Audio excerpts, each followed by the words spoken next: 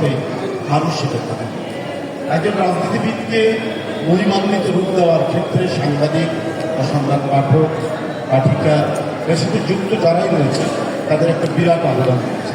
এই কারণে নিঃসন্দেহে আমরা আমাদের বড় ধরনের কৃতজ্ঞতা জানানোর জায়গা আছে।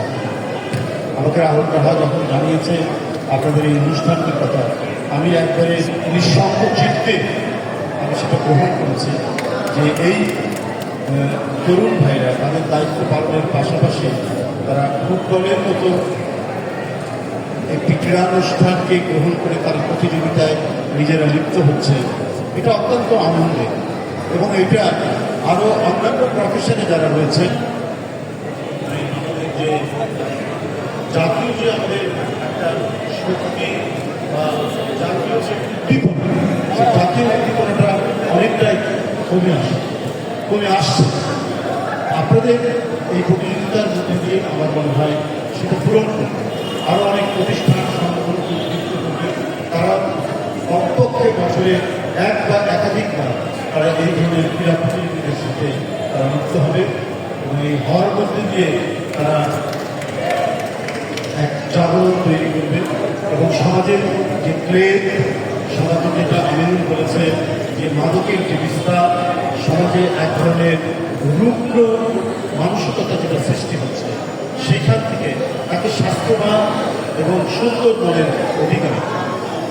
আমরা অধিকাংশ তরুণকেই লিপ্ত হতে দেখছি এই ফেসবুক এবং অনলাইন ভিত্তিক সামাজিক যোগাযোগ মাধ্যম ভিত্তিক অতিরিক্ত যেটা প্রয়োজনীয়, যেটা পরিমাপের মধ্যে থাকবে, যেটা তার শিক্ষা এবং জ্ঞান চর্চার জন্য যেটা দরকার, সেইটুকু তারা সামাজিক যোগাযোগ মাধ্যম বা ফেসবুকের মধ্যে লিপ্ত থাকতে পারবে। একটা প্রযুক্তি, আইটি ভিত্তিক যে প্রযুক্তি, সেটার সাথে অতিরঞ্জিত হয়ে পড়ে তার ক্লান্তি আসবে, তার মন এবং মগজের মধ্যে এক ধরনের স্থবিরতা তৈরি হবে। সেখান থেকে মুক্তি হতে পারে একমাত্র নির্মল আনন্দের বিভিন্ন ক্রীড়া প্রতিযোগিতা, যেটা দুর্যোগ করে দেখেছি।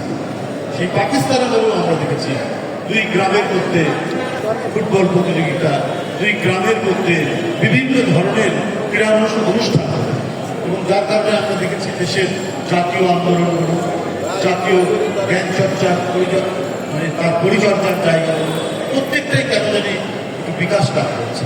আমাদের যে সাহিত্য চর্চা দেখবেন সেটা পাকিস্তান আমলে যখন হয়েছে বা তারপরেও 70-এর দশকে যেটা দেখছি, এখন কিন্তু আমরা উন্নত মানের সেরকম রাইটার পেয়েছি। আমাদের সেই ধরনের বড় কবির আর নতুন করে জন্ম নিচ্ছে, কারণ যে মানসিক স্বাস্থ্য এবং শারীরিক যে উৎকর্ষতার জন্য আমরা বিভিন্ন প্রকারের ক্রীড়া অনুষ্ঠান, সাংস্কৃতিক অনুষ্ঠান আমরা বর্জন করে আমরা ছোট্ট যন্ত্রের মধ্যে নিজেদের মনকে নিবেদিত করছি।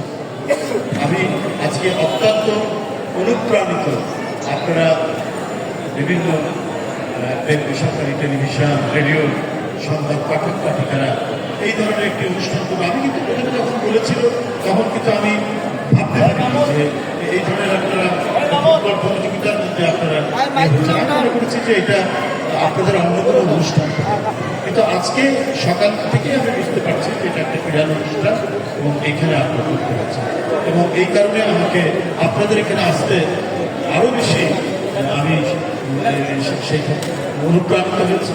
আমি সেই ক্ষেত্রে আরও বেশি নিজেকে বেগবান করতে পেরেছি আসার ক্ষেত্রে। যদি একটা অনুষ্ঠান ছিল বিকেলে সময় চলে যাচ্ছে, কিন্তু আমার মনটা বলেছিল যে এখানে যে আপনারা ইয়ে করে আমাকে অত্যন্ত সম্মান দেখিয়ে আপনাদের অতিথি করেছেন, সেটা যদি আমি ঠিক সময় মতো ধরতে না পারলে আমার কাছেই খুব খারাপ।